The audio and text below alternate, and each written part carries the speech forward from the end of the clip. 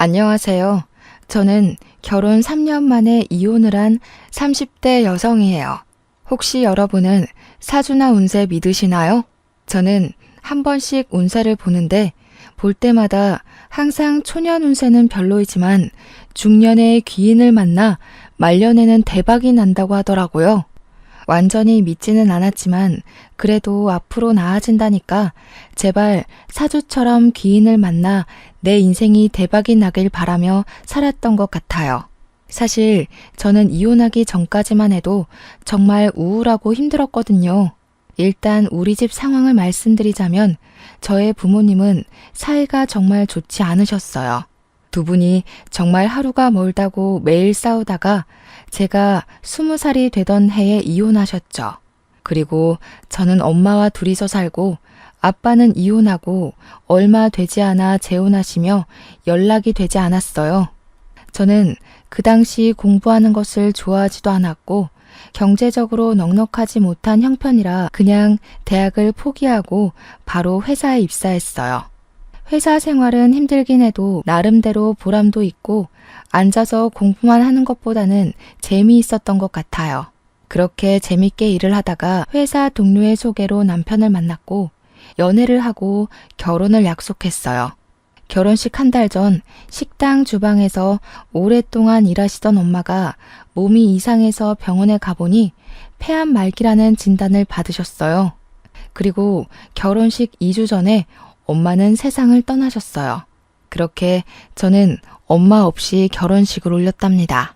눈물의 결혼식을 마치고 허니문 베이비로 바로 아기를 가졌는데 제가 다니던 회사는 야근과 특근이 정말 많았어요. 출산 휴가도 고작 3개월이 다였고 무엇보다 워킹맘을 위한 복지가 거의 없었어요. 그래서 회사 여자 선배들은 결혼하고 임신을 함과 동시에 다들 회사를 관두더라고요. 저 역시 어쩔 수 없이 회사를 관두고 집에서 제 아이 지민이를 키우며 살고 있었어요. 시간이 흘러 아이가 2살이 되자 저는 어린이집에 지민이를 보내고 간단한 아르바이트라도 구해보려 했지만 시간이 애매해서 마땅한 일자리를 찾지 못하고 있었죠. 반면에 동서는 학교 다닐 때부터 공부도 잘했고 전교 회장도 몇 번 했다고 해요. 당연히 좋은 대학교에 대학원까지 나오고 복지가 엄청 좋은 회사에 입사하여 돈도 많이 벌고 있어요. 그래서인지 시댁에 다달이 용돈도 많이 드린다고 하더라고요. 게다가 어른들에게 말도 잘하고 싹싹해서 시댁 동네에선 최고의 며느리라는 소문이 자자해요. 무엇보다 친정도 부유하고 동서와 같은 동네에 살아서 아기가 아프거나 무슨 일이 생기면 언제든지 맡기고 출근을 할 수도 있어요. 제가 봐도 이렇게 동서가 잘났는데 시어머니는 저와 동서가 얼마나 비교되겠어요. 그래서 시어머니는 저와 동서를 항상 대놓고 차별했어요. 시댁에 일이 있어서 가면 동서에게는 일하고 왔으니 무조건 쉬라고 하시고 아이를 보며 집에 있는 제게는 너는 우리 아들 돈으로 놀고 먹으니 무조건 일하라고 하셨죠. 초겨울날이 되었어요. 저희 시댁은 날이 쌀쌀해지면 매년 김장을 하시는데 그때마다 최소 300포기씩 해요. 게다가 배추 농사도 하시니 남들은 절인 배추를 사서 김치를 담그지만 저희는 배추를 뽑고 절이고 헹구는 모든 과정을 다 직접 해왔어요. 우리 시댁은 김장 전에도 할 일이 정말 많아요. 처음에는 지민이가 너무 어리고 남편과 도련님과 동서는 출근해야 하니 아무도 도와줄 사람이 없어 시부모님 2분이 배추를 뽑고 절이고 헹구셨어요. 그런데 올해부터는 지민이가 어린이집에 가니 낮에 와서 일 좀 하라고 하시는 거예요. 저는 알겠다고 하고 시댁에 갔어요. 그렇게 3일 동안 시댁에서 하루는 배추를 뽑고 하루는 소금물에 절이고 하루는 전날에 절인 배추를 헹궜어요. 그리고 양념을 버무려야 하는 날이 되었죠. 저는 이미 3일 동안 안 하던 일을 했더니 온몸이 다 쑤시더라고요. 정말 땅에서 제 몸을 잡아당기는 느낌이라 도무지 일어나지 못하겠는 거예요. 남편도 처음에는 어서 가자고 하다가 제 상태를 보고는 그냥 혼자 가겠으니 집에서 쉬라고 하더라고요. 집에서 아이를 데리고 쉬고 있는데 시어머니한테 전화가 왔어요. 너는 그깟 배추 뽑고 절이고 헹구는 게 뭐가 그리 힘들다고 젊은 애가 몸살이 났어? 약 먹고 빨리 와. 지금 할 일이 태산인데 빨리 와서 일해. 제가 아프다고 말을 해도 오늘까지만 하면 된다며 참고 오라고 성하셨어요. 그러고는 10분마다 전화해서 계속 언제 오냐고 전화를 하시더라고요. 결국 저는 아픈 몸을 이끌고 지민이를 안고 시댁에 갔어요. 저는 솔직히 그때 시댁에 가면 김장할 준비가 되어 있고 동선애와 남편이 양념을 버무르고 있을 줄 알았거든요. 그런데 아직도 시댁 마당이 깔끔한 거예요. 왜 아직 시작도 안 했냐고 묻자 다들 저 오기만을 기다렸다며 그동안 밥 먹고 커피 마시고 TV 보고 놀고 있었대요. 심지어 동서는 회사에 일이 있다며 오지도 않았더라고요. 시어머니는 저를 보며 이제 일꾼이 왔으니 일을 시작하자고 하시더라고요. 남편과 도련님도 김장을 같이 하겠다고 고무장갑을 끼자 시어머니는 남자는 고무장갑을 끼는 것이 아니라며 낀 장갑을 벗기고 방으로 들여보내셨어요. 결국 저와 시어머니 둘이 김치를 버무르기 시작했죠. 그렇게 30분이나 지났으려나요? 원래 허리가 안 좋으신 시어머니가 갑자기 허리가 아프시다고 들어가서 누우시더라고요. 결국엔 저 혼자 그 많은 김장을 다 했어요. 김장이 어느 정도 끝나고 정리를 하려는데 그제야 동서가 회사가 이제 마쳤다며 오더라고요. 그런 동서가 얄미웠지만 그래도 회사에 다니니 어쩔 수 없겠지 하며 저의 짜증나는 마음이 보이지 않게 억지로 웃음을 지어 보였어요. 동서는 미안한 표정을 지으며 형님 혼자 고생 많으셨으니 뒷정리는 제가 하겠다고 하더라고요. 그러면서 팔을 걷어붙이자 시어머니는 여태 회사에서 일하고 왔는데 무슨 정리냐며 그냥 쉬다가 이따가 고기나 먹고 가라고 하시더라고요. 동서는 시어머니의 말씀에 씩 웃더라고요. 그러더니 제게 시어머니가 이리 말씀하시니 어쩔 수 없다며 그럼 고생마저 하시라고 하더라고요. 그러면서 저는 일하느라 힘들었으니 들어가 있겠다고 하더라고요. 그렇게 저를 약올리며 못 이기는 척 방에 들어가서 쉬더라고요. 저는 결국 김장하고 뒷정리하고 밥상까지 차렸답니다. 다 같이 밥을 다 먹어가는데 동서가 가방에서 봉투를 하나 꺼냈어요. 그러더니 시어머니께 봉투를 드리며 늦어서 죄송하다고 김장비니 편하게 받으시라고 하더라고요. 아이고 이런 거 줄 필요 없는데 일단 며느리 네가 준비를 했으니 고맙게 잘 쓰마. 아, 네가 좋아하는 갈비찜 많이 해놨으니 네가 다 챙겨가거라. 첫째 며느리는 갈비찜 별로 안 좋아하지? 어머니, 저도 갈비찜 좋아하죠. 그랬냐? 그런데 조금만 해서 일을 어쩐담? 그럼 너는 다음에 해주마. 너는 일하지 않으니까 평일에도 수시로 오잖아. 아유, 김장하니 피곤하네.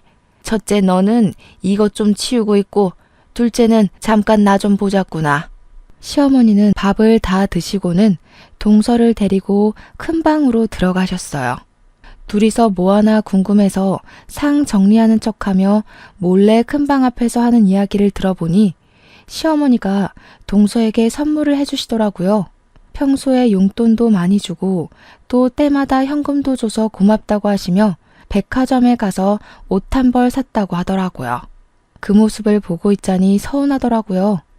어머니 옆에서 몇 날 며칠 동안 김장을 한 사람은 나인데 제게는 수고했다는 말 한마디 없으시고 뒤늦게 나타나 돈 봉투만 준 동서에게는 고맙다며 갈비찜에 옷까지 선물하시니 정말 너무하시네 싶더라고요. 저는 남편에게 내가 설거지 못하겠다고 그냥 집에 가겠다고 했어요. 남편은 오늘 많이 힘들었냐며 자기가 하겠다고 하더라고요. 남편이 그러면서 고무장갑을 끼는데 역시 미우나 고우나 내 남편밖에 없다는 생각이 들고 고맙더라고요. 그 순간 시어머니가 방에서 나오셨어요. 우리 민호가 왜 설거지를 해? 남자는 고무장갑을 끼면 절대 안 된다고 하지 않았니? 하지 마. 너는 이깟 설거지 얼마나 된다고 그걸 꼭 굳이 네 남편에게 시켜야겠냐? 역시 친정이 없으니 이런 시댁에 대한 도리를 친정에서 배우지 못한 거겠지. 형님, 그깟 설거지 얼마나 한다고 그걸 아주버님한테 시키셨어요. 그냥 제가 할게요. 제가 얼마 있지도 않구만.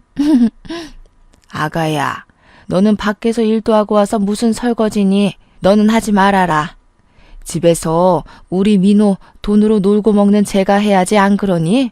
어머니, 동서는 오늘 아무것도 안 하고 밥만 먹었는데 설거지 하나 시키지 않는 게 말이 돼요? 왜 저만 이래요? 저는 너무 화가 나서 더 따져 묻고 싶었지만 그 순간 지민이가 나와 엄마랑 할머니랑 싸우냐고 묻더라고요. 아무리 그래도 지민이 앞에서 어른에게 큰 소리 내는 모습을 보이는 것은 아닌 것 같아 더는 이야기하지 않고 혼자 설거지했네요. 설거지까지 마무리 짓고 집에 와서 남편에게 솔직히 시어머니 동서와 나를 너무 차별하시는 거 아니냐고 했어요. 그러자 남편은 동서가 놀다 온 것도 아니고 일하고 왔는데 그냥 윗사람으로서 이해해주라며 저는 평일에 지민이를 보내놓고 쉴 수 있는데 동서는 평일에도 쉬지 못하고 일해야 하는데 힘들지 않겠냐고 하더라고요. 그러면서 이러한 상황들을 도련님이나 동서에게 대놓고 이야기하면 사이만 틀어진다고 그냥 제가 조금 더 고생하라고 얘기하더라고요. 남편 말을 들으니 저는 더 화가 나더라고요. 저는 남편에게 저의 솔직한 심정을 이야기했어요. 여보 말대로 나는 평일에 지민이를 보내고 쉬면 되기 때문에 시댁에서 일을 좀 더 할 수 있고 여기에 대해서는 나도 큰 불만은 없어. 그런데 시어머니며 동서며 도련님까지 모두 다 당연히 내가 나만 시댁의 모든 일을 해야 하는 사람처럼 인식하는 것이 기분이 나빠. 나는 여보랑 행복하게 살려고 결혼을 했지 당신 가족의 일꾼이 되기 위해 결혼한 게 아니란 말이야. 저의 이야기에 남편도 잠시 생각을 해보더니 제 마음을 이해하겠다며 앞으로는 절대 이런 일 없을 것이고 이러지 않도록 중간에서 잘하겠다고 하더라고요. 저는 그런 남편을 철석같이 믿었어요. 그 뒤로 시어머니가 몇 번 일이 있다고 부르셨지만 적당히 핑계대며 가지 않고 시댁과 거리를 유지한 채 나름 평화롭게 살았어요. 한 해가 지나 설이 되었어요. 시어머니는 설 전에 명절 음식을 장만해야 하니 장 보러 나오라고 하시더라고요. 장 보러 가는데 시간이 얼마나 걸리겠어 하고 가벼운 마음으로 나갔지만 한 짐 들고 집에 와서 정리하고 재료까지 손질하니 어느새 하루가 다 지나더라고요. 그리고 연휴 첫날 동서는 회사에 급한 일이 생겼다며 또 늦게 온다고 하더라고요. 남편은 전날 오랜만에 친구들을 만나 밤 늦게까지 술을 마셔서 술병이 났어요. 어쩔 수 없이 저와 시어머니 둘이서 음식 장만을 시작했는데 조금 하더니 시어머니는 또 허리가 아프시다고 누우시는 거예요. 그래서 저 혼자 전을 다 붙이고 정리까지 끝내고 이제 허리 좀 펴보려는데 동서가 늦어서 죄송하다며 오더라고요. 아이고 우리 둘째 며느리 일하느라 힘들지? 밥도 아직 못 먹었겠네. 어서 밥 먹자. 첫째 너는 정리 다 했으니 어서 밥 차려라. 어머니, 저 여태 전 부치고 정리하느라 허리를 이제야 펴네요. 지금 다리에 쥐도 나고 해서 민호 씨한테 이야기할게요. 여보, 들었지? 일하는 동서 배고프다니까 상 좀 차려줘. 이거 아주 큰일 날 소리를 하는구나. 너는 있는 반찬 꺼내서 상 차리는 게 뭐가 그리 힘들다고 그러니? 민호 돈으로 놀고 먹는 애가 너도 꼭 일하는 사람한테 상을 차리게 하고 싶냐? 엄마, 지희 집에서 안 놀아. 낮에 우리 지민이 어린이집 가면 집안일하고 음식하고 얼마나 바쁜데. 저녁에는 또 지민이 돌봐야지. 그러니까 지희한테 놀고 먹는 사람이라며 뭐라고 하지 마. 집에서 자기 아이 보는 게 무슨 일이니? 집안일하는 게 일이야? 됐다. 그냥 내가 상 차리마. 허리 아파서 허리 복대를 착용하신 시어머니가 상을 펴시고 반찬을 들고 왔다 갔다 하시는데 그 모습을 보자니 마음 편히 앉아있을 수가 없겠더라고요. 그래서 결국 저도 시어머니를 도와 상을 차렸어요. 그런데 시어머니가 밥을 푸시는데 남편과 동서, 도련님에게는 따뜻한 밥을 주시고 제게는 먹다 남은 차가운 밥을 주시는 거예요. 그래서 남편에게 내 밥은 차다고 이야기를 하니 자기가 찬밥을 먹겠다고 제 밥과 자신의 밥을 바꾸더라고요. 바깥이라는 민호에게 찬밥을 왜 주니? 첫째 네가 먹어. 자고로 남자는 따뜻한 밥 먹어야지 밖에서도 일을 잘하는 거야. 어머니, 저도 어제부터 음식 장만하는 거 도와드리느라 좀 힘들어요. 저도 따뜻한 밥 먹고 싶어요. 어머, 형님, 그깟 따뜻한 밥이 뭐라고. 형님 먹는 거에 욕심이 많으신가 봐요. 저번에 갈비찜도 어머니가 저만 주셔서 기분 상해 보이시더니 그렇게 먹는 거에 욕심내면 살쪄요. 동서, 그게 할 소리야? 반대로 네가 내 상황이면 넌 기분 좋겠어? 에이, 왜들 그러셔. 엄마, 그냥 내가 찬밥 먹을게. 나 원래 뜨거운 거 잘 못 먹어서 찬밥에 국 말아 먹는 거 좋아해. 첫째, 너는 집에서 남편한테 맨날 찬밥만 주니? 얘 원래 따뜻한 밥만 먹었던 앤데 너랑 결혼하더니 왜 찬밥을 찾니? 바깥일하는 남편 좀 챙겨라. 그리고 우리 둘째야, 너는 일하다 와서 힘드니 신경 쓰지 말고 어서 먹으렴. 네가 좋아하는 갈비찜 많이 해놨으니 다 챙겨가고. 하다 이제 먹을 것을 가지고 차별하시는 시어머니가 너무 미웠어요. 여기서 제가 저 찬밥을 먹는다면 저는 그냥 찬밥을 먹어도 되는, 대접해주지 않아도 되는 사람이 되는 것만 같았죠. 손님처럼 대접은 바라지도 않아요. 그냥 아들과 평생을 함께하는 반려자로 인정해 주시기만 하면 좋겠는데 시어머니는 항상 저를 대놓고 무시하셨죠. 한결같이 저를 무시해온 시어머니, 그리고 그 옆에서 약 올리는 동서의 행동에 너무 화가 난 저는 그 자리에서 일어나 찬밥을 음식물 쓰레기통에 넣어버렸어요. 그리고 집에 가려고 짐을 다 챙기고 아이를 안았어요. 너 지금 뭐 하는 짓이냐? 감히 시어미가 준 밥을 쓰레기통에 던져? 그리고 당장 내일이 설인데 짐 싸서 어디를 가는 거야? 내일 친척들 다 오시는 거 몰라? 저는 그런 시어머니의 말씀을 무시하고 제 짐을 챙기고 아이를 안고 현관문 앞으로 갔어요. 보고 배운 게 없으니 저러지. 찬밥이든 더운 밥이든 시어머니가 줬으면 그냥 감사합니다 하고 먹을 일이지. 그걸 가지고 성질은. 역시 우리 둘째 아가는 학벌도 좋고 친정도 부유하니 보고 배운 것도 많고 잘 자라서 시집 왔는데 쟤는 부모가 이혼해서 보고 배운 게 없으니 저렇게 행동한다니까. 어머니, 지금 제가 고작 밥 때문에 이러는 것 같아요? 제게만 찬밥을 주셔서 화도 났지만 정말 제가 화가 나는 것은 어머니의 차별 대우예요. 항상 어머니는 동서에게는 무조건 쉬라고 하고 제게만 어떻게 모든 일을 다 시키세요? 그래놓고 수고했다는 말 한마디라도 따뜻하게 해주신 적 있으세요? 동서는 집도 잘 살고 대학교에 대학원까지 나와서 배운 게 많아서 내가 따로 가르칠 게 없지만 너는 친정도 없고 대학도 못 나왔으니 배운 게 없잖아. 그래서 내가 가르칠 게 많아서 그래. 내 딴에는 널 딸처럼 생각해서 내 옆에 두고 하나하나 가르치려는데 그게 그렇게 불만이야? 어른으로서 가르침을 주는 것은 당연하지. 착각하지 마세요. 김장시키고 제사음식 장만하고 하는 게 가르치는 거예요? 이거는 그냥 일 시키는 거예요. 어찌되었든 저는 이 집의 노비가 아니니 동서가 저와 동등하게 같이 일을 할 때까지 당분간은 이 집에 못 오겠네요. 안녕히 계세요. 저는 이 말을 하고 아이를 데리고 나왔어요. 이대로 집에 가기는 싫었어요. 그냥 차 타고 정처 없이 갔는데 정신 차려보니 도착한 곳이 엄마를 모신 납골 땅이었어요. 명절이 되고 시어머니와 일로 기분이 울적하니 엄마가 많이 보고 싶더라고요. 엄마는 말은 하지 않으시지만 사진 속에서는 인자하게 웃으셨어요. 꼭 잘 왔다고, 너를 기다리고 있었다고 이야기해 주시는 것 같았죠. 저는 그런 엄마를 보며 엉엉 울었어요. 제가 우는 모습을 본 지민이는 처음에는 다소 당황하는 듯 하다가 저를 꼭 안아주고 토닥여 주더라고요. 꼭 지민이의 몸에 우리 엄마가 들어와 저를 안아주는 것 같아 지민이를 안고 그렇게 한참을 울었네요. 울다 보니 어느 정도 답답한 속이 후련해졌어요. 그렇게 저의 마음의 짐을 엄마에게 내려놓고 다시 집으로 갔어요. 저는 제가 그렇게 시댁에서 나와서 남편이 집에 와 있을 줄 알았어요. 그런데 집은 텅 비어 있더라고요.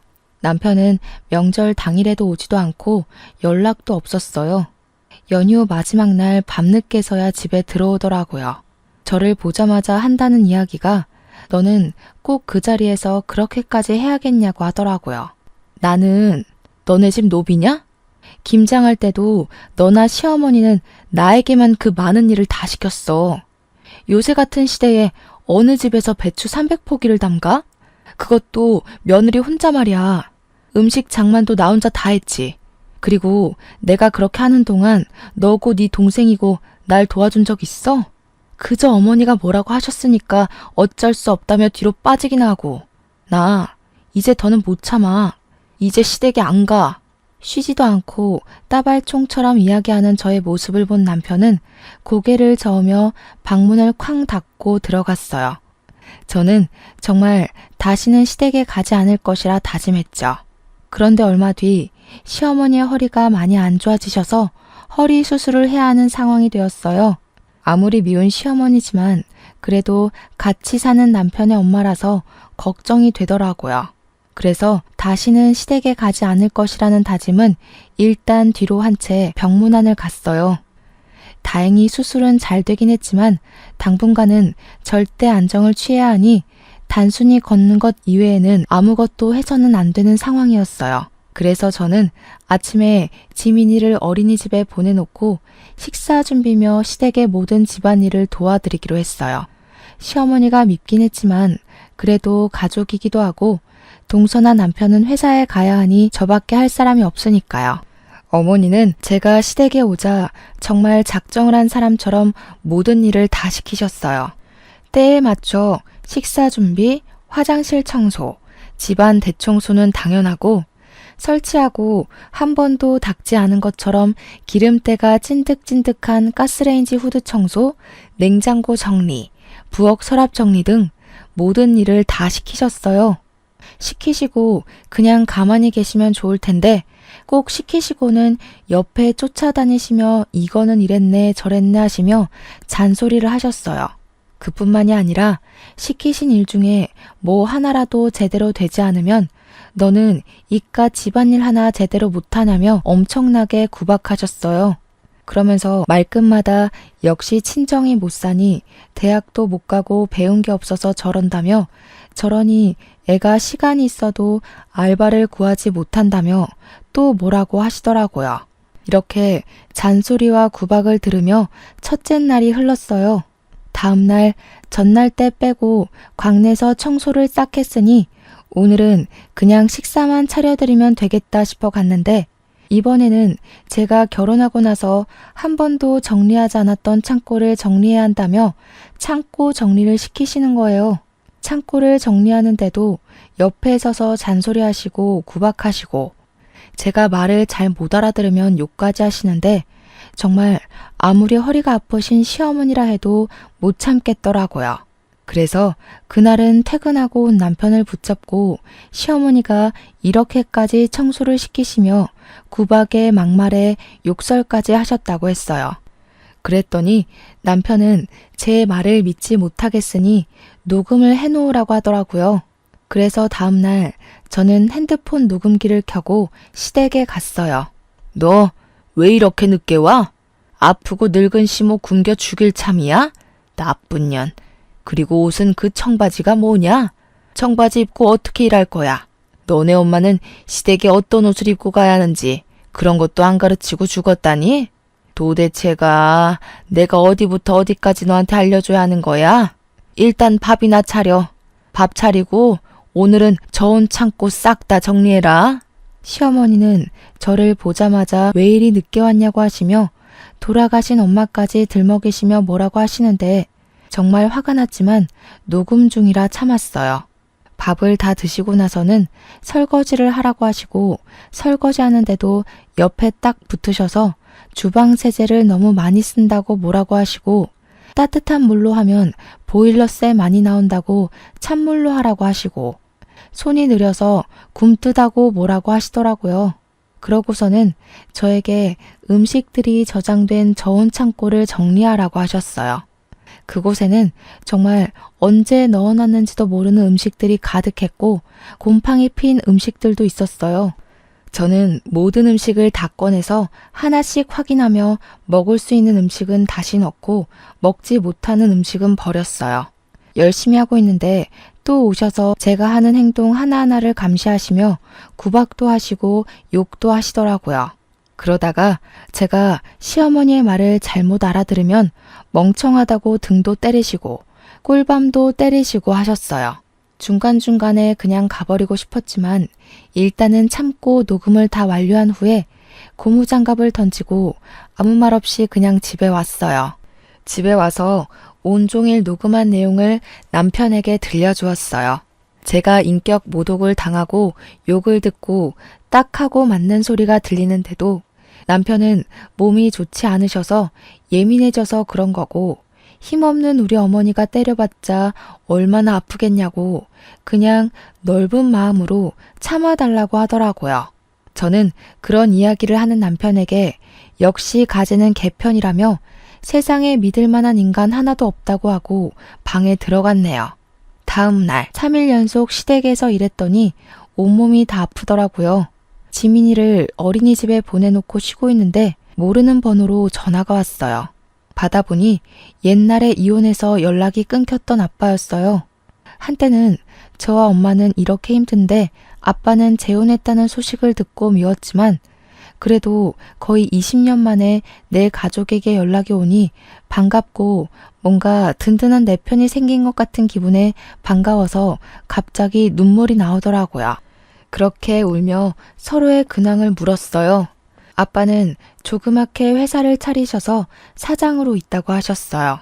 그런데 엄마도 돌아가셨는데 제 번호를 어떻게 알았는지 물어보니 시아버지를 통해서 알게 되었다고 하시더라고요.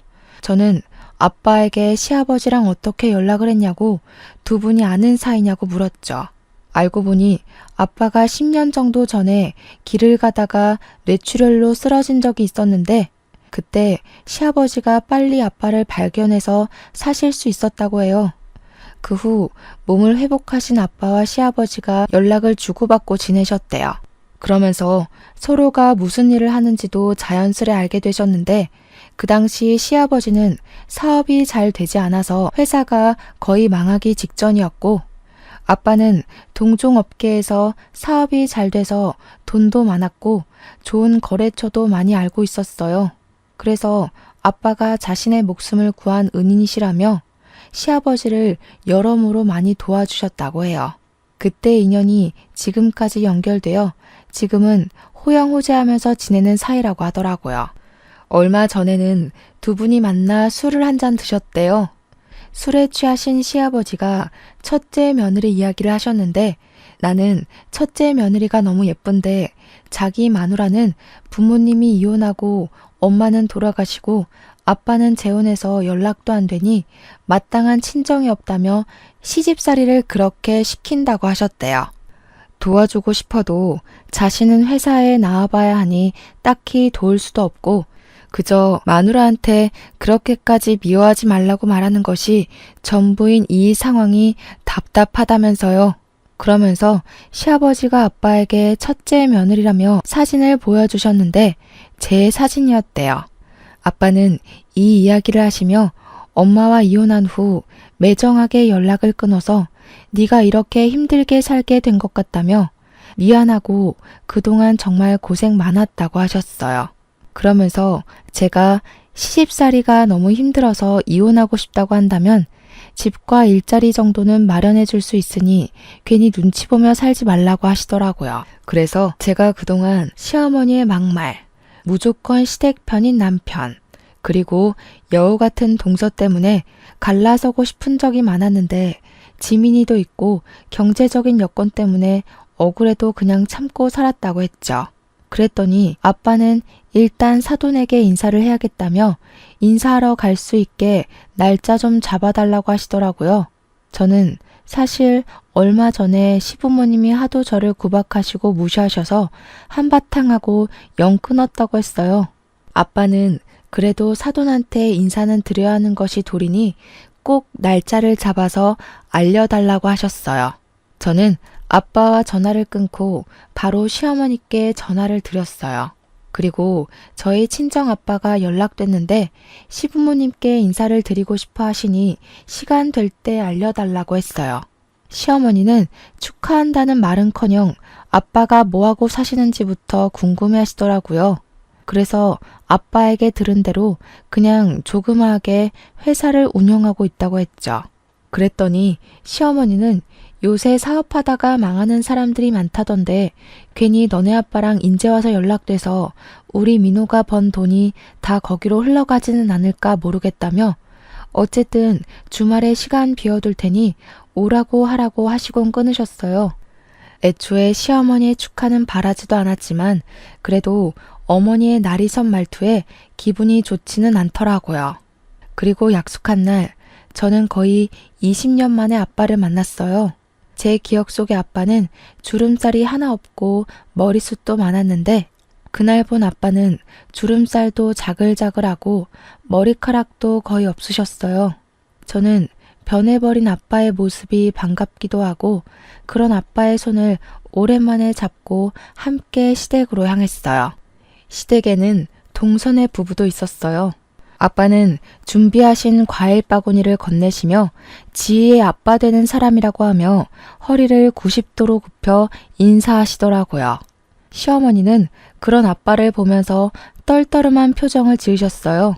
내가 허리가 아파서 음식을 하나도 못했고 둘째 며느리는 회사 다니느라 바빠서 주말에는 아무것도 못해요. 그래서 음식장만도 하지 못해서 음료수도 사둔 게 없네요. 그냥 맹물이나 한 잔 드세요. 저는 솔직히 상다리 휘어지게는 아니더라도 명색이 첫인사인데 간단한 다과라도 준비해 주실 줄 알았거든요. 그런데 이렇게 주스 한 잔도 없이 맹물만 주시는 시어머니 모습에 정말 온갖 정이 다 떨어지더라고요. 인제 와서 하는 얘긴데 첫째 며느리가 친정도 없고 본 적도 없이 자라온 애라서 가르치느라 너무 힘들었어요. 우리 둘째 아가는 친정도 부유하고 학벌도 좋아서 가르칠 것이 하나도 없는데 말이죠. 그래도 첫째 며느리를 딸처럼 생각해서 많이 가르쳤네요. 네, 딸처럼 생각해 주셨다니 감사하네요. 말씀대로 그동안 제 딸이 잘못 배웠으니 이제라도 제가 하나씩 가르치려고 합니다. 일단 돈 관리하는 것부터 가르쳐야 할 것 같아서 딸에게 건물 하나 주려고요. 건물이요? 얼마짜린데요?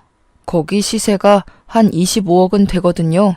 그 건물에 상가가 다 들어서 있고 안정적으로 장사를 하고 있으니 월세를 꼬박 받으면 한 달에 400만 원은 벌 수 있을 것 같더라고요. 회사도 안 다니는데 집에서 놀고 먹으면서요. 뭐요? 400만 원? 시어머니도 놀랐지만 저도 깜짝 놀랐어요.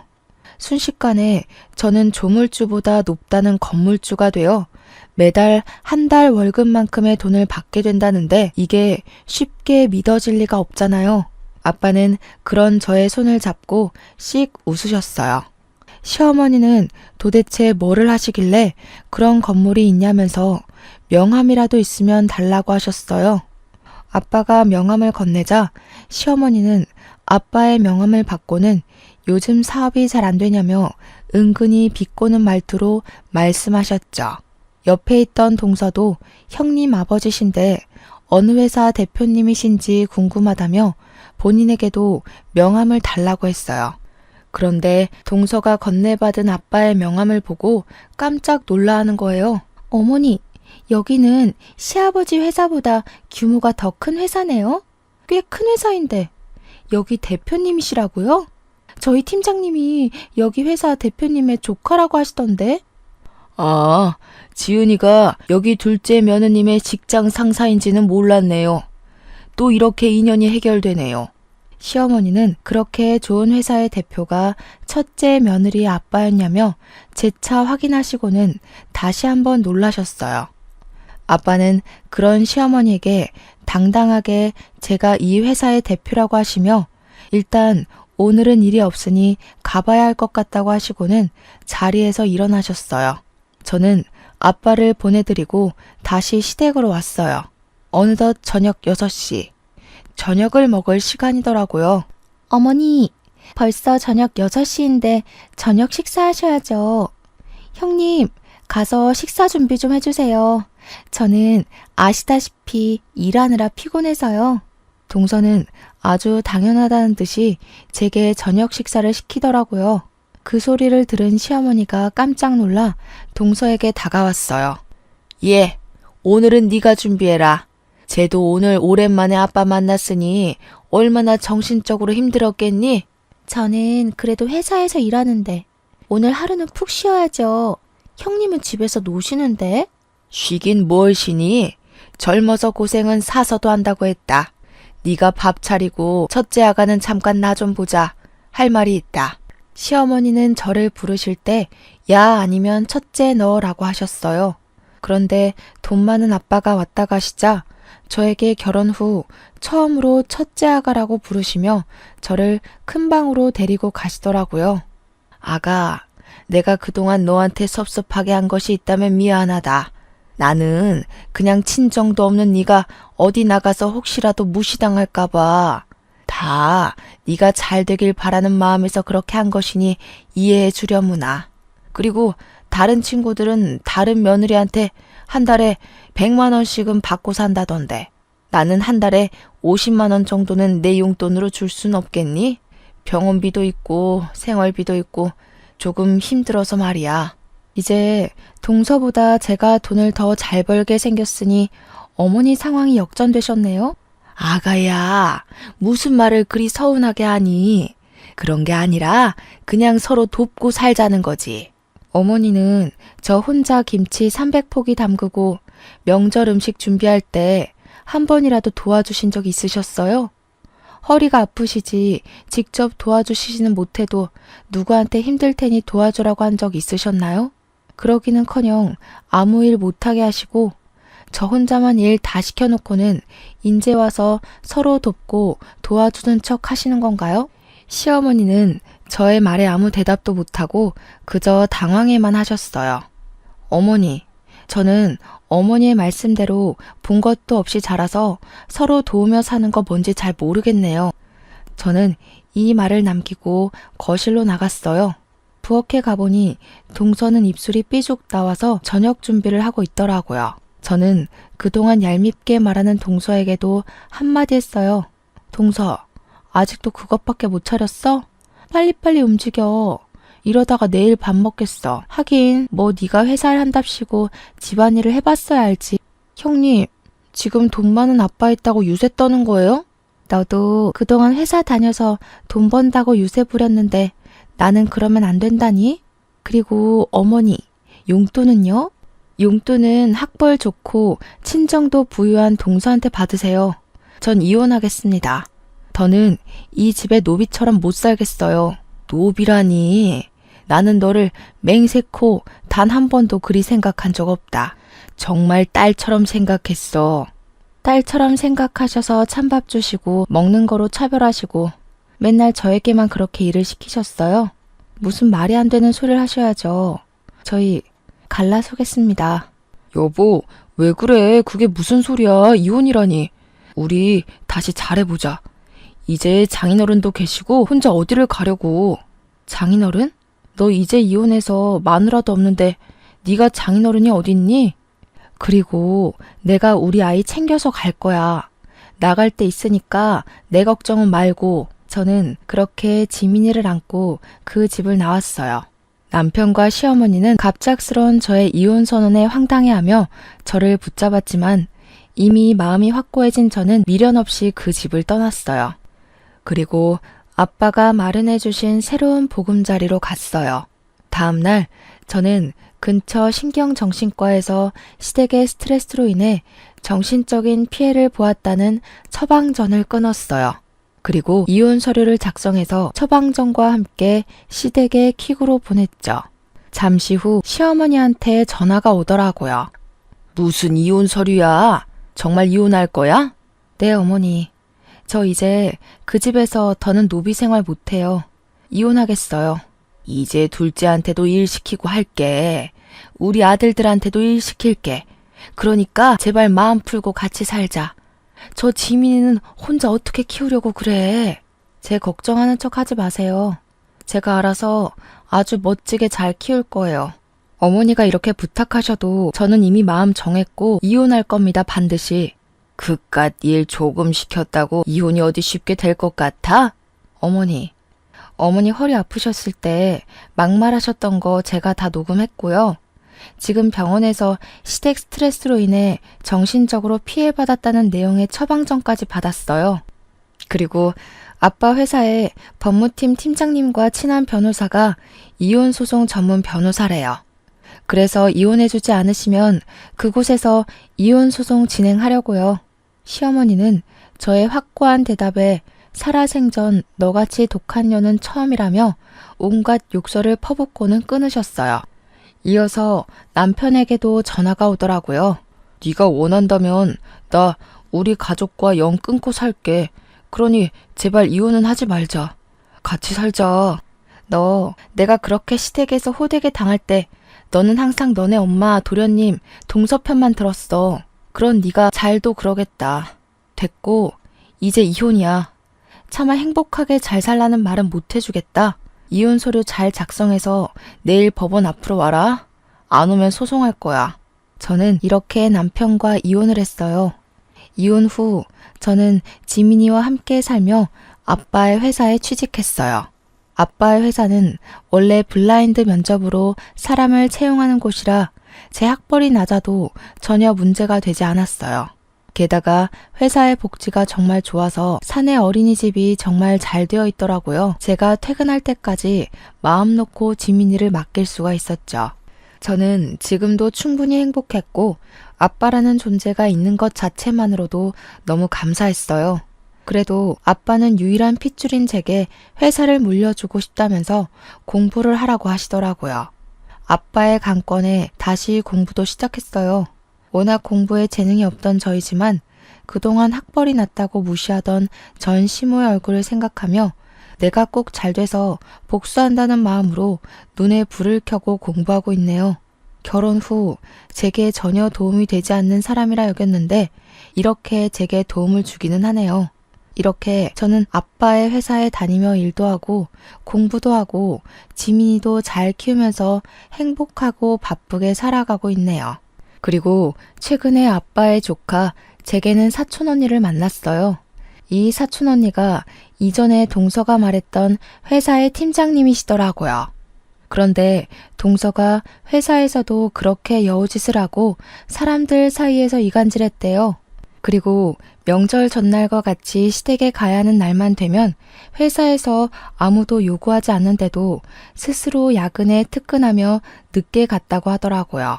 안 그래도 사촌 언니가 얄밉다고 생각하며 뭐 하나 건수만 생기면 가만 안 둔다고 벼르고 있었는데 제 소식 다 듣고 엄청나게 갈궜대요. 그래서 지금은 회사에 사표 내고 백수가 되었네요.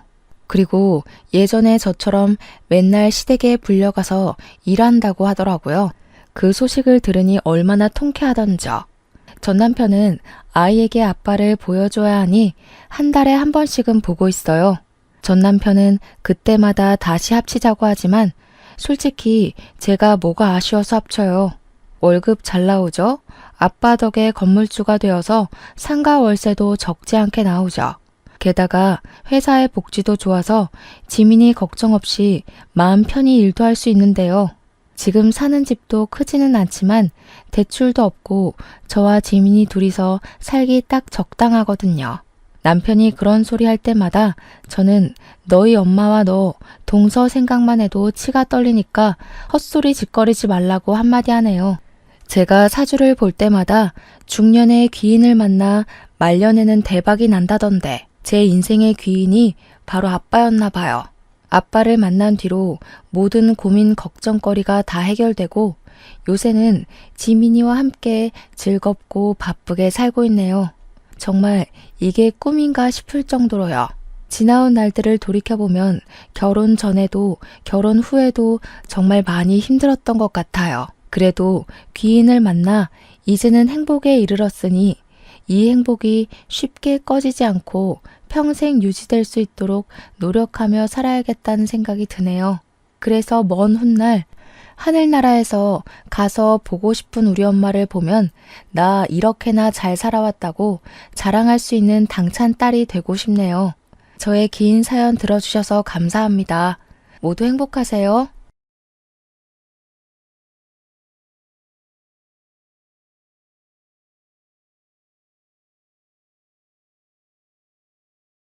안녕하세요.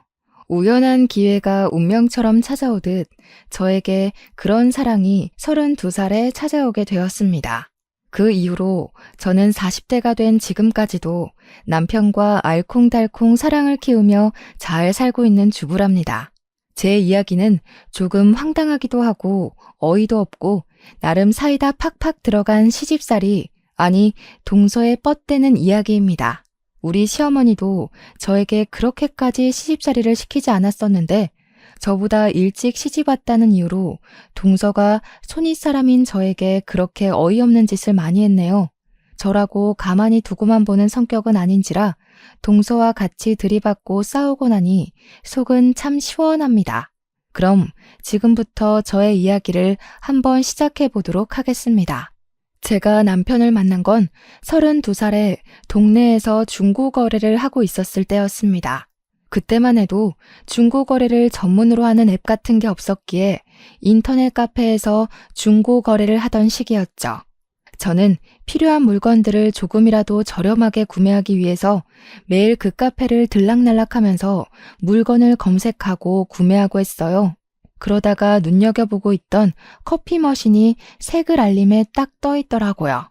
제가 커피를 자주 마셔서 하나 구매해볼까 하고 있던 찰나였는데 상태도 괜찮고 가격도 중고 시세보다 저렴하게 나왔더라고요.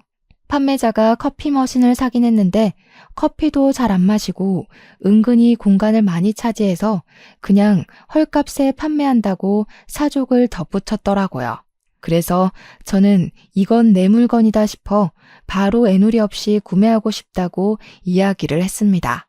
근데 커피 머신이라는 게 가격이 아무리 헐값이라고 해도 중고거래치고는 가격이 좀 나가는 편이기도 하고 부피가 커서 택배도 불안하더라고요. 퀵으로 받자니 퀵값이 또 만만치 않을 것 같아서 큰맘 먹고 직거래를 하고 싶다고 이야기를 했어요. 평소에 제가 여자다 보니 직거래는 잘하지 않았거든요. 전자제품을 구매할 때 빼고는요. 판매자도 직거래 괜찮다고 차 있냐고 해서 차가 있다고 했더니 자기네 동네로 와줬으면 좋겠다고 했습니다. 알겠다고 대답을 하고 어느 동네로 가면 되느냐고 물어보니까 제가 사는 동네를 떡하니 이야기하는 게 아니겠어요? 아니, 이게 무슨 개꿀인가 싶어가지고 약속을 정하고 물건을 사러 나갔습니다. 그랬더니 멀끔한 남자 한 분이 커피 머신을 낑낑거리면서 들고 서 있더라고요. 제가 달려가서 아니 그걸 왜 들고 계시냐고, 바닥에 내려놓고 있으면 편한데 무겁게 왜 그러셨냐고 막 이야기를 했죠. 그러니까 저한테 구매자님께서 기분 나쁘실 수도 있으니 그냥 들고 있었어요 하더라고요. 저한테 무거우니까 차에다가 실어드리겠다고 하는데 고맙더라고요.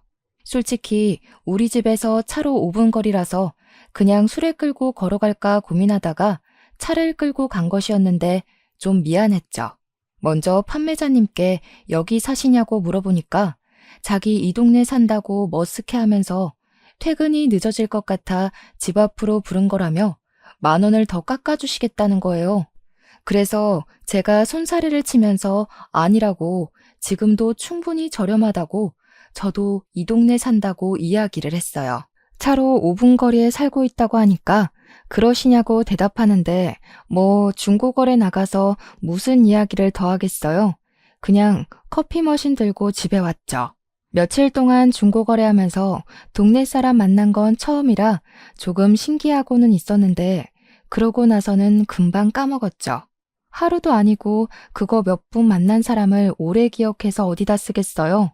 시간이 더 지나고 제가 쓰는 전기장판이 성능이 좋아서 애착 물건처럼 잘 쓰고 있었는데 새 전기장판을 선물 받게 된 거예요.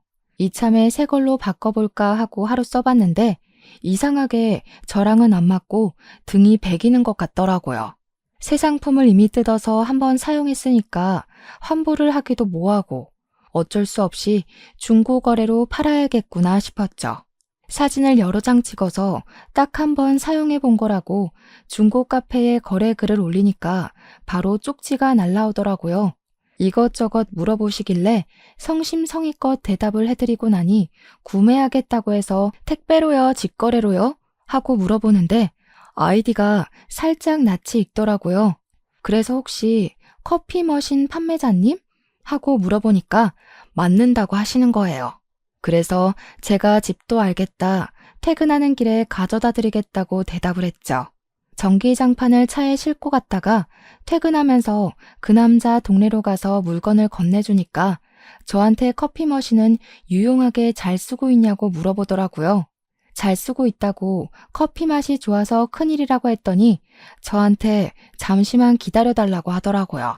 집에 원두가 몇 봉지 굴러다니는데 커피 머신도 없고 평소에 커피를 잘 즐기는 편이 아니라고 저를 주겠대요.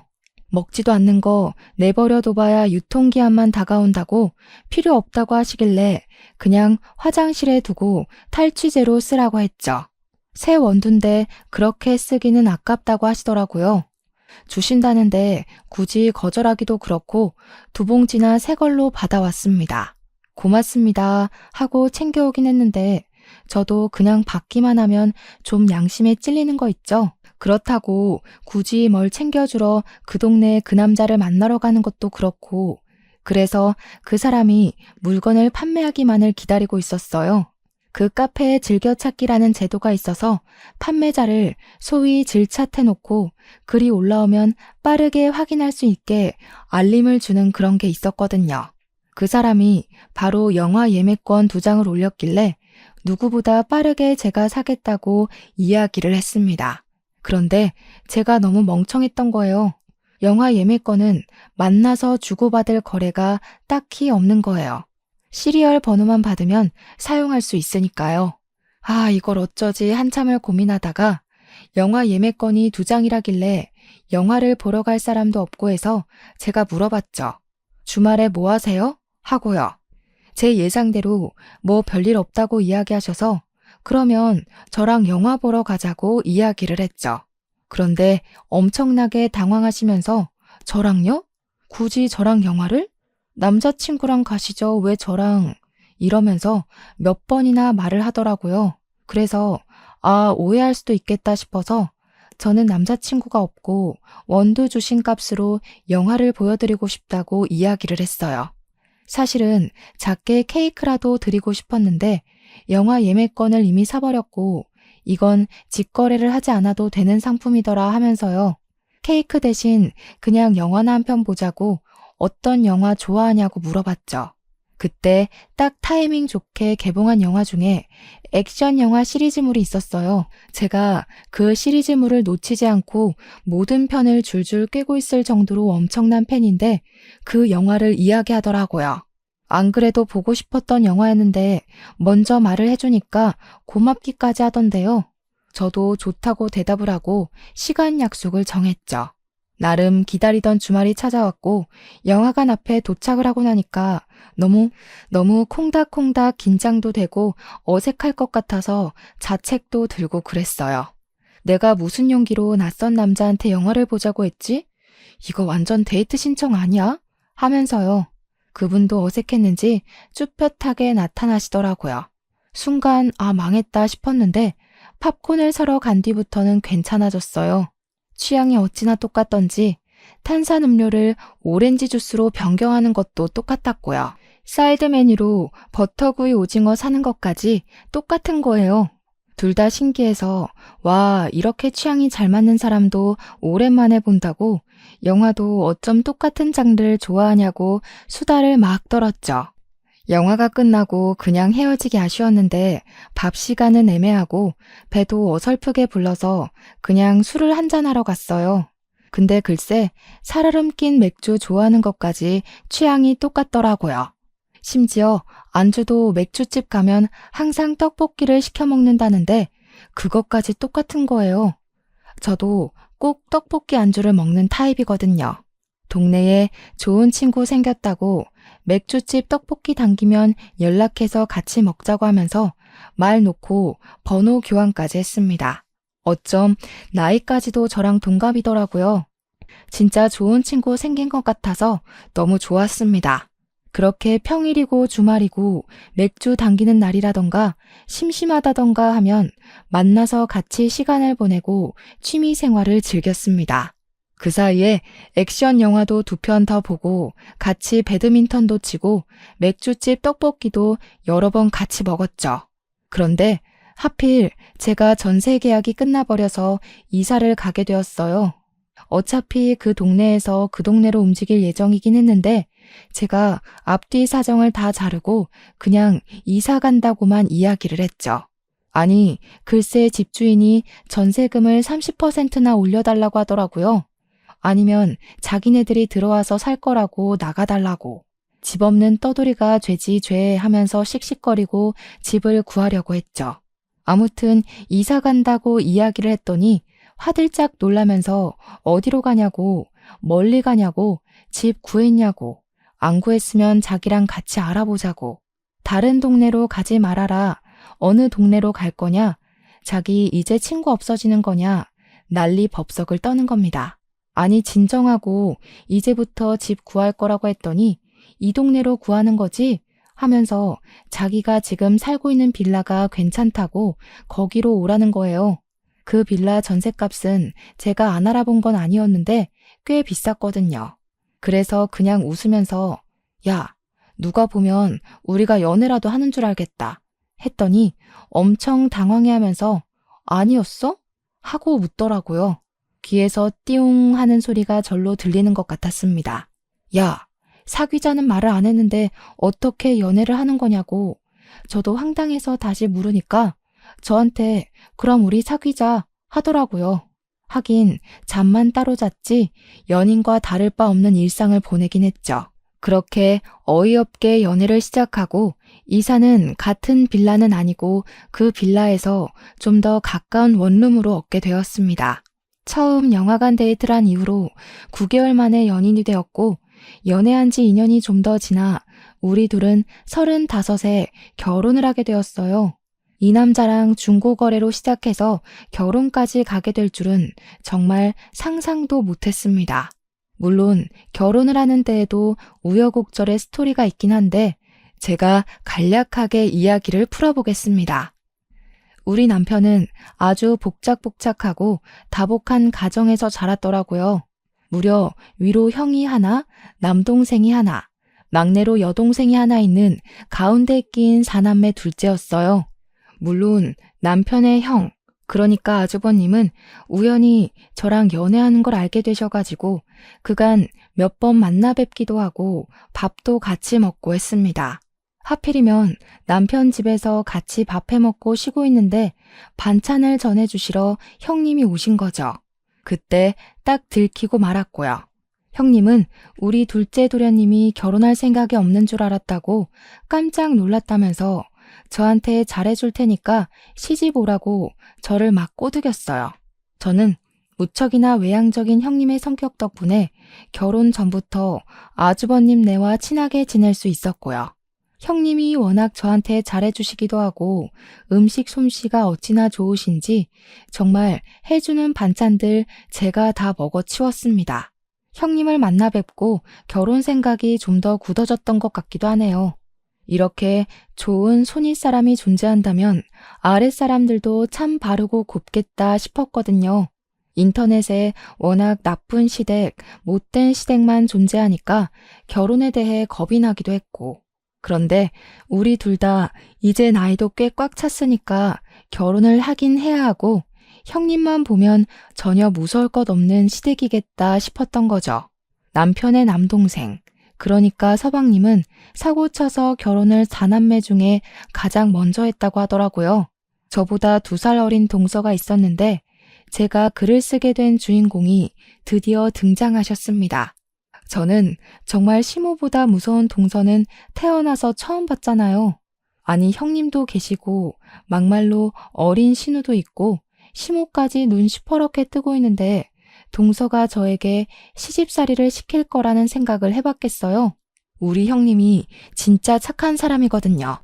싫은 소리도 전혀 할 줄 모르는 천사 같은 사람이요. 그러니까 시모가 시키는 반찬 심부름도 다니고 했겠죠. 근데 거기에 숟가락을 턱하니 얹는 게 동서라는 사람이더라고요. 처음 만났을 때는 정말 가관이었습니다. 초등학교에 들어간다는 시조카를 데리고 상견례 자리에 떡하니 나타나서는 우리 부모님도 계시는데 애는 뒷전이고 저한테 이것저것 따져 묻더라니까요. 시부모님도 가만히 있는데 자기가 나서서 저한테 혼수는 어떻게 해올 거냐부터 시작해서 예단은 얼마 줄 거냐 하는데 우리 부모님도 아니 쟤는 누군데 저러고 있지? 뭐 저런 게 다 있지? 하는 눈으로 보고 계셨어요. 웃긴 게 집안에 동서를 말리는 사람이 하나도 없었다는 겁니다. 나중에 남편한테 따로 물어봤죠. 아니, 낄 때 안 낄 때 구별도 못하고 저게 뭐 하는 짓인지 모르겠다고 했어요. 그랬더니 동서네 집이 좀 잘 사는 집안이라 시댁에서도 함부로 못한다는 게 아니겠어요? 동서가 시부모님한테 생활비를 좀 드리고 있대요. 형님네는 왜 꼼짝도 못하는 거냐고 물어보니까 잘 모르겠지만 동서네한테 돈을 빌린 게 있어서 동서한테 꼼짝을 못한다는 거예요. 저는 이 분위기에 엄청난 위화감을 느꼈고 이상하다는 생각이 들었죠. 가족끼리 뭐 동거래할 수도 있지만 그걸로 약점 잡은 사람처럼 군다는 게 영 이상하지 않으신가요? 아무튼 집안에서도 남편의 됨됨이만 보고 결혼을 허락을 해주셨고 저희는 동서의 갖은 간섭을 무시하고 결혼을 했습니다. 결혼 후에 처음으로 맞이하는 명절이 되었는데 시댁은 제사를 따로 지내지는 않지만 온 가족이 모여서 명절에 밥 한 끼는 꼭 챙긴다고 하더라고요. 며느리 되고 처음으로 맞이하는 명절에 제가 음식 솜씨는 별로지만 그래도 거들어야 하지 않겠어요? 식구만 해도 벌써 시부모님의 형님 댁에 우리의 동서에 신우까지 다 합치면 10명이더라고요. 형님이랑 저랑 일찍부터 만나서 음식을 만들기 위해 재료 손질도 하고 양념장도 서로 맛보면서 만들고 있었는데 동서가 나타나질 않더라고요. 형님한테 조심스럽게 동서는 언제 오는 거냐고 물어봤더니 형님이 절레절레 하시더라고요. 제가 이 집에 시집와서 일을 거들기 전까지 형님 혼자서 상을 다 차리셨다는 거예요. 이 많은 걸 혼자 다 하셨다고요? 하는데 그냥 웃으시더라고요. 시부모님의 내남매까지 어찌나 입맛이 제각각인지 준비해야 할 반찬이 어마어마했거든요. 신우는 시간 좀 지나니까 철썩 달라붙어서 일을 돕더라고요. 형님이랑 제 눈치 쓱 보더니 이번에도 그 여우는 안 오는 거야? 하는데 형님이 웃으면서 원래 그랬잖아요. 하대요. 딱 봐도 동서 이야기를 하는 것 같아서 이걸 어떻게 받아쳐야 하는 건가 고민을 하고 있었죠. 시댁에서 눈치를 볼 수밖에 없는 거예요. 한쪽 말만 듣고 어디로 치우치게 행동하는 것도 영 마음에 내키지 않았고요. 점심시간 딱 맞춰서 상을 대충 차리고 치울 거 치우고 하고 있는데 동서네가 2손 무겁게 엄청 많은 선물을 사들고는 저희 왔어요 하더라고요. 한우랑 과일이랑 시부모님 드실 한약이랑 무거워 죽는 줄 알았다면서 앓는 소리 내면서 생색을 내더라고요. 저랑 형님이랑 신우랑 3명이서 상 차리고 있는데 거들떠보지도 않고 시부모님 방에 틀어박혀서 뭘 하는 건지 나와보질 않대요. 한참 뒤에 식사하세요 하고 부르니까 그제야 슬그머니 나오더니 한우 상자 딱 들이밀면서 저보고 구우면 된대요. 제가 네? 뭐라고요? 하니까 이거 구워 먹으려고 사온 거니까 구우시면 된다고요 하는 거예요. 아니 동서가 사온 거면 지금이라도 동서가 구워. 형님이랑 신우랑 우리가 다 밥상 차렸는데 이거는 동서가 해도 되잖아. 불판 가져다 줄게. 돈 내서 한우 사온 사람이 굽기까지 해야 돼요? 동서는 우리 집 식구 아니야? 차려진 밥상에 숟가락이라도 올렸으면 몰라도 준비 다 됐다고 하니까 그제야 나와놓고는 이건 아니지. 그러니까 동서가 굽는 게 좋겠어. 그랬더니 입을 삐죽이면서 쪼르르 시모한테 달려가서는 고자질을 하더라고요. 어머님, 둘째 형님이 글쎄 저보고 고기를 구우라고 시키네요. 저 서러워요. 제가 일이 바빠서 늦게 온 건데, 그래서 선물까지 다 사온 건데. 제가 순간 이게 무슨 일이지? 하면서 머리를 굴리고 있는데 형님이 슬그머니 오시더니 내가 구울게 하면서 주방으로 한우를 들고 가시더라고요. 시부모 포함해서 남은 사람들은 전부 식탁에 둘러앉아 있고 신우가 보다 못해서 저도 같이 구워요 하면서 일어나더라고요. 그런 분위기에서 어떻게 저만 밥을 먹을 수 있겠어요? 앉으라는 시부모의 말에 그냥 일어났죠. 저만 일어나기 고가워서 동서한테 이왕 하는 거 같이 구우면 빠르게 할 수 있으니까 같이 하자고 이야기를 했죠. 그랬더니 시모가 인상 팍 쓰면서 숟가락을 탁 소리나게 내려놓더라고요. 예, 우리 막내 며느리는 그런 거 할 줄 모른다. 돈 턱턱 갖다 바치고 선물도 바리바리 싸우는데 그런 것까지 해야 되겠니? 그 소리에 제가 어이가 없어서 빤히 시모를 보고 있으니까 우리 남편이 제 눈치를 싹 보면서 우리 마누라 밥 먹을 때 같이 먹을래 나도 하면서 일어나더라고요. 부엌으로 가서 형수님 저도 같이 구울게요 하는데 저는 그냥 고기나 굽고 있기가 싫은 거예요.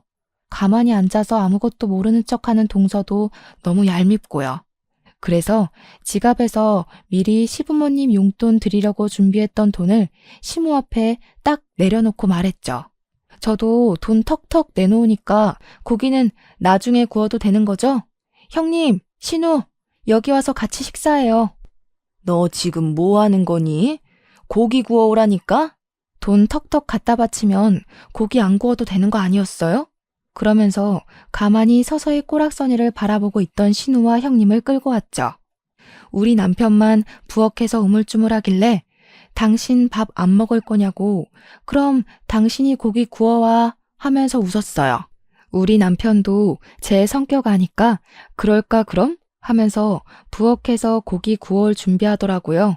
너 지금 우리 아들 보고 고기 구워오라고 했니? 뭐 어때서요? 다 똑같은 부모 자식들인데. 누구는 고기 굽고 누구는 밥 먹고 그러면 안 되죠. 우리 부모님도 저 귀하게 키우셨는데 시댁에서 밥 한 술 못 두고 고기만 구웠다고 하면 속상해 하실걸요? 그랬더니 시모는 주름진 미간을 펼 줄 모르고 계속 신경질을 내고 계셨어요. 보다 못한 시부가 제 편을 들어주시더라고요. 그래, 말 잘했다. 식사를 하려면 다 같이 해야지. 누구는 일하고 누구는 밥 먹고 그러면 안 되지. 고기는 나중에 알아서 나눠줄 테니까 와서 밥 먹자. 그네도 우리 딸도 어서 앉아서 밥 먹어. 시무랑 동서만 저를 원망스러운 눈으로 딱 째려보는데 둘이 짝짝꿍 맞춰서 사는 것 같더라고요. 이로써 제대로 알게 되었죠. 저 두 사람이 시집살이의 원흉이구나 하는 걸요. 시부모한테 생활비를 준다는 것도 알고 보니까 그냥 매달 시모한테 용돈을 드리는 것이었습니다. 형님네는 아주버님 사업이 오락가락하셔서 용돈을 꾸준히 드리지 못했던 거지. 그래도 돈이 좀 되는 달에는 용돈 드렸더라고요. 신우야, 아직 사회초년생이고 돈을 모아야 할 시기니까 딱히 챙기지 않았던 것 같고요. 저도 곰곰이 생각을 해보니까 용돈 드리는 게 그렇게 나쁜 방법은 아닌 것 같았어요. 동서랑 동일한 선상에 놓여 있어야 할 제가 길을 펴고 살 수 있겠더라고요. 우리 집이고 시댁이고 한 달에 50만 원씩 정도 용돈 드리는 거 경제적으로 큰 부담이 되는 일은 아니더라고요. 남편도 전문직이고 저도 중견기업 과장이었으니까 그 정도쯤은 해드릴 수 있다고 딱 계산이 나온 거죠. 어차피 애 낳기 전까지야 크게 돈 들어갈 일도 별로 없었고요. 저도 동서처럼 시모한테 매달 용돈을 주고 제가 하고 싶은 대로 할 말 다 하면서 사는 게 속 편하겠다 싶었던 거죠. 형님네도 동서네한테 돈 빌렸던 거는 사업 자금 구멍 난 거 메꾸느라 5천만 원을 빌렸던 건데 꽤 많이 갚아서 반절 조금 넘게 남았다고 했어요. 형님이 돈 때문에 너무 기죽어서 사는 것 같다는 생각이 들어서 마음이 좀 그랬습니다. 이게 막 형님이랑 끈끈한 정을 나눠서 그렇다기보다는 동서 하는 꼴이 너무 마음에 안 들어서 그런 거죠. 그렇게 첫 명절이 어영부영 끝이 나고 3월이 되었어요. 3월이 되니까 새 학기가 시작이 되잖아요. 동서가 단톡방에다가 글을 띡 하나 올리더라고요. 시조카가 이번에 초등학생이 됐으니까 가족들 모두 입학 선물을 준비하라고 통보하듯이 이야기를 하더라고요. 아니, 집도 잘 산다고 하더니 뭘 그렇게 못 받아가서 안달인지, 진짜 잘 사는 게 맞는지 의문이 들 정도였죠. 저한테 무슨 쇼핑몰 링크 하나를 보내주면서 확인해 보라길래 보니까 무려 40만 원짜리 책가방을 사달라고 하는 게 아니겠어요? 신우한테는 글쎄 아가씨 돈 별로 없죠? 하면서 봐줬다는 듯이 시조카 옷 한 벌이나 사달라고 하더라고요. 형님네한테는 바라는 거 없으니까 돈이나 하루빨리 갚으라는데 진짜 미친 줄 알았다니까요. 그게 시댁 식구들 전부 모여있는 단톡방에서 할 말인가요? 저도 가만히 있어서는 안 되겠다 싶어서 40만 원 맡겨놓은 사람처럼 군다고 그냥 필통이나 하나 사드릴게요 했죠. 그랬더니 저한테 호들갑 다 떨면서 둘째 형님 필통이 뭐예요 쪼잔하게 이러는 게 아니겠습니까? 그래서 제가 동서한테 딱 이렇게 말했어요. 우리 동서 나 결혼할 때 축의금 10만 원 냈던데 내가 40만 원짜리 가방을 사줘야 할 이유가 있을까? 하고요. 돈도 많으면서 나한테는 10만 원 쓰고 지금 40만 원짜리 가방 사달라고 그러는 거냐고 양심 없다고 웃는 이모티콘 써가면서 말했어요. 그러자 시모가 갑자기 끼어들어서는 아니 막내 며느리야. 둘째네 결혼할 때 100만 원 축의금 했다고 하지 않았니? 하더라고요. 이 여우 같은 계집애가 저한테는 10만 원을 축의해놓고 100만 원 냈다고 거짓말이라도 쳤나 봐요. 동서가 당황했는지 한참 단톡방에서 말없다가 수표를 헷갈렸나 봐요. 100만 원짜리 넣은 줄 알았어요.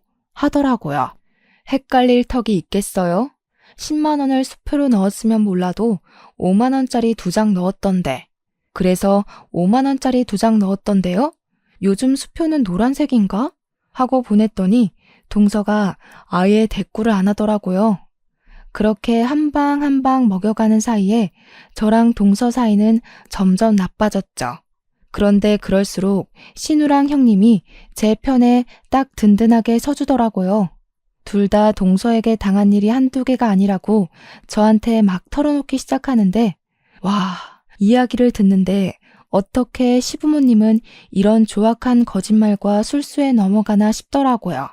신우한테는 은근히 나중에 뭐 해먹고 살라고 그렇게 클럽이랑 나이트만 다니냐고 시모 앞에서 난리를 쳤다고 하더라고요.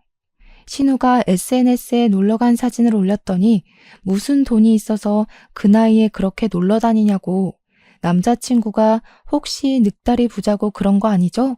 하면서 농담이에요 했다는데 신우 입장에선 그게 농담처럼 들리겠냐고요. 시부모님이 그 이야기에 열이 받아가지고 신우 늦게 다니지 말라고 통금 바로 정해버리고 외출 금지까지 시키고 난리를 쳤대요. 글쎄.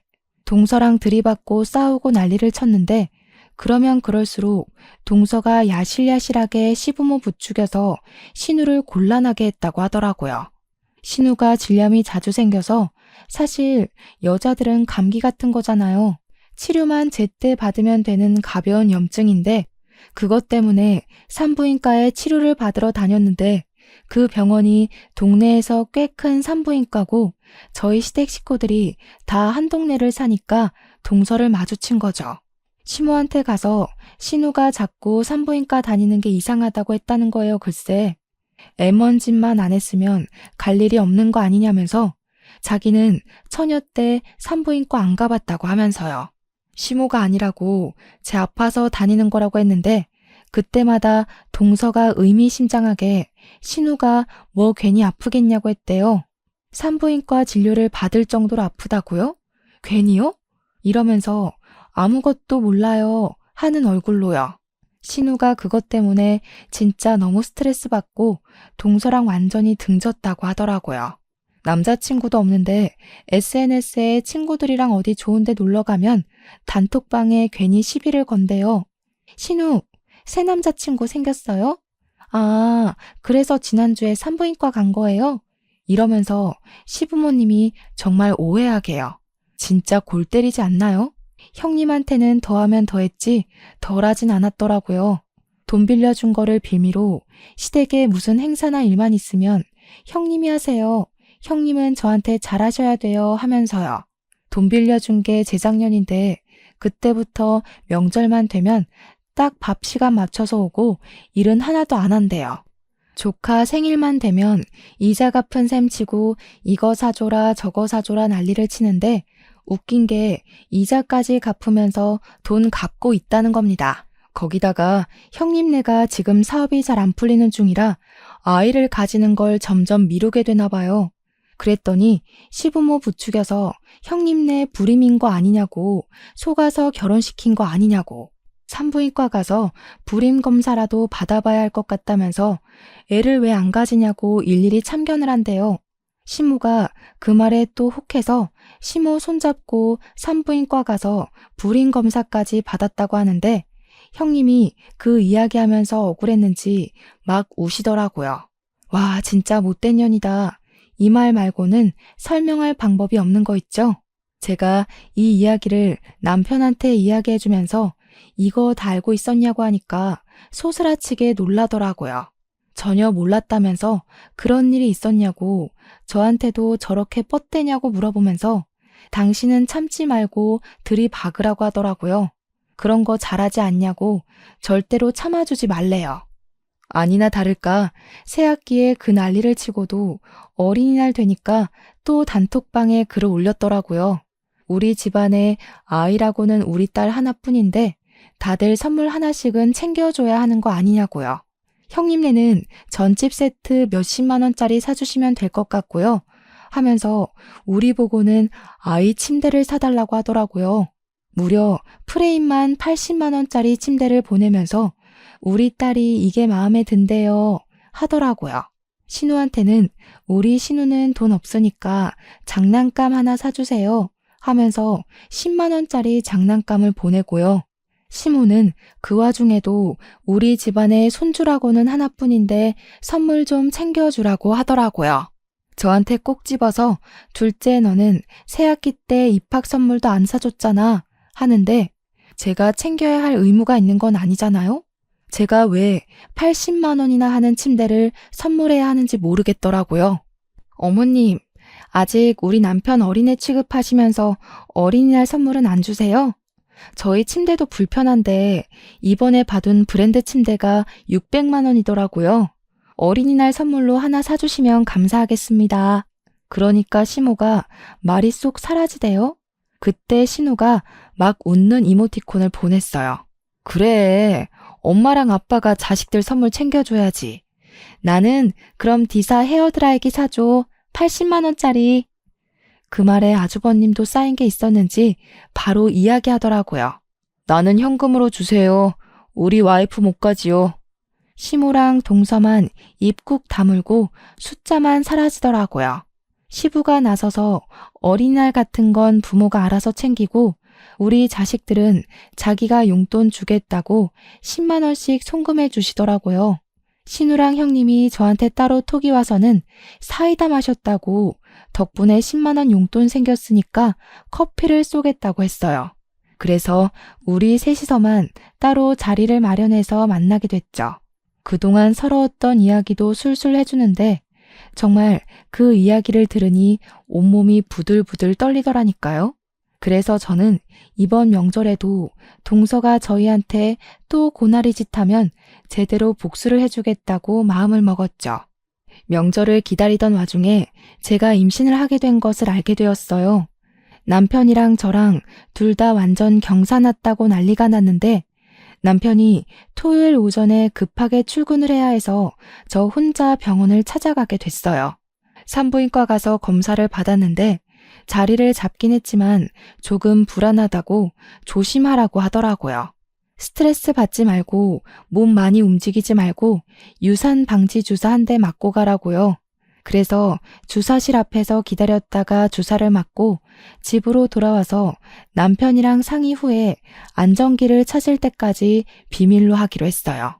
그렇게 기다리던 명절이 왔고 남편이 저한테 절대로 일하지 말라고 자기가 다 막아주겠다고 하더라고요.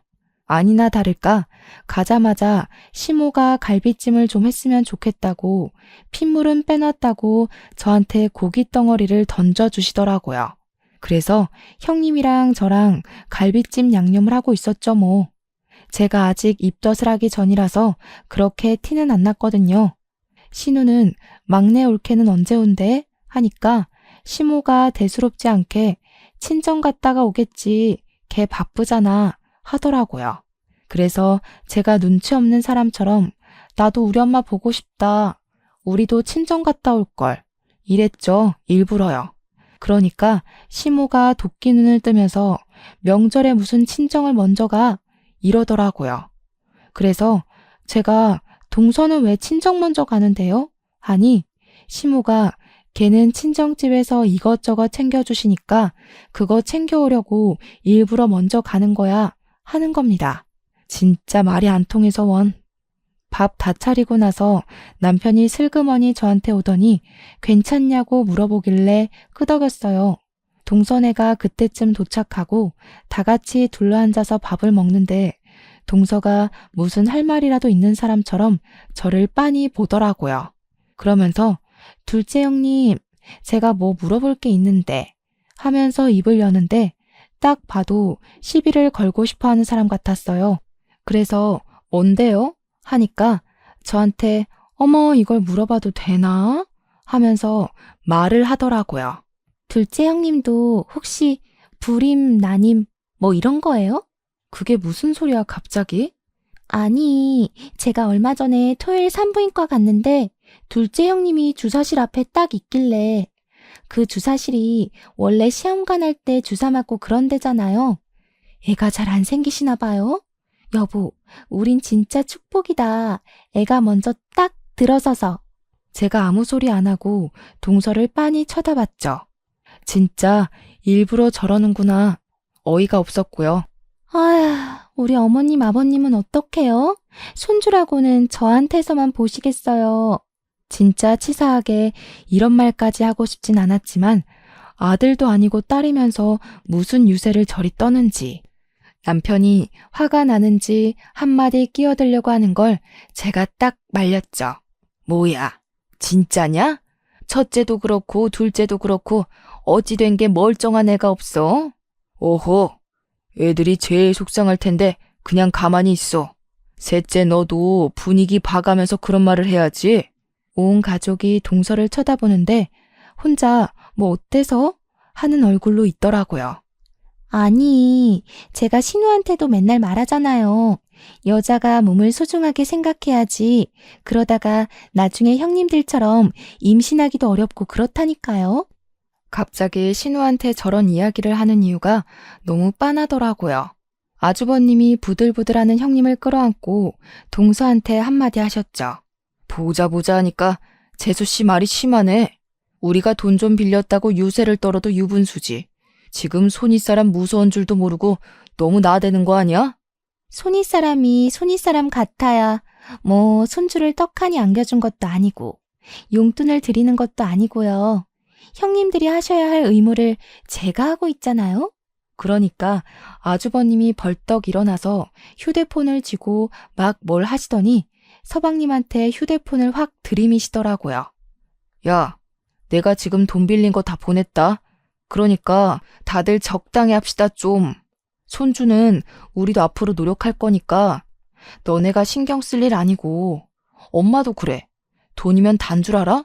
며느리들 앞에서 돈 가지고 줄 세워 차별하는 거 그거 진짜 별로야.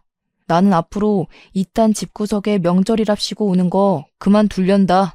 당신도 여기서 이 꼴로 일하지 말고 친정 가서 푹 쉬어. 그게 낫지.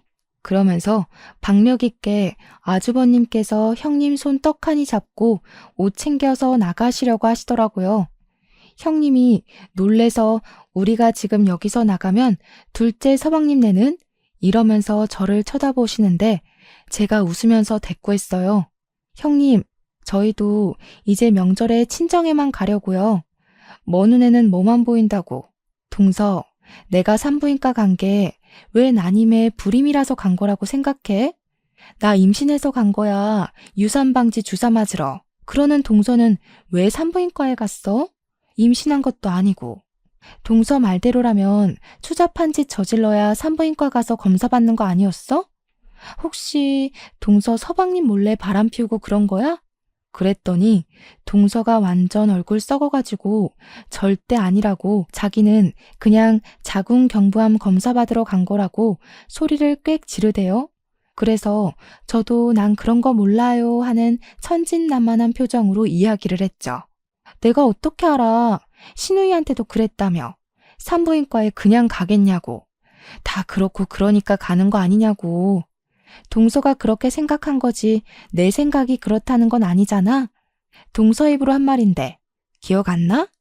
사람 하나 이상한 꼴 만들더니 동서는 자궁경부암 검사 받으러 갔다고? 동서가 한 입으로 두 말하네. 그러니까 신우가 뒤에서 작게 저한테 나이스 하고 외치더라고요. 그 와중에 서방님 얼굴 썩어서 야, 너 바람 피워? 이러면서 동서한테 소리치고 시무 얼굴 정말 사색되고요. 정신이 들었는지 저를 보면서 둘째네 임신했다고? 하는데 제가 끄덕였죠. 병원에서 유산방지 주사 맞고 푹 쉬랬는데 여기 와서 내내 일을 시키셔가지고 몸이 좀 힘드네요. 저도 앞으로는 형님네처럼 명절에는 친정 가서 쉬는 게 좋겠어요. 동서만 예뻐하셨으니까 앞으로도 동서랑 사이좋게 지내세요. 그러니까 시모가 당황해하는데 남편이 딱 제 말 끝나기 무섭게 외투랑 가방이랑 챙기더니 가자고 하더라고요. 시모가 아니 지금 어딜 가냐고 붙잡으니까 손 딱 뿌리치면서 장모님 댁 가서 쉬는 게 좋겠다고 하잖아 하면서 시모를 싸늘하게 보더라고요. 시부는 묵묵히 식사하시면서 신우랑 대화하시고요. 순식간에 집안 분위기가 동서랑 시무만 이상한 사람 만들어버렸죠. 저랑 남편이 나가니까 아주버님네도 뒤따라 나오시더라고요.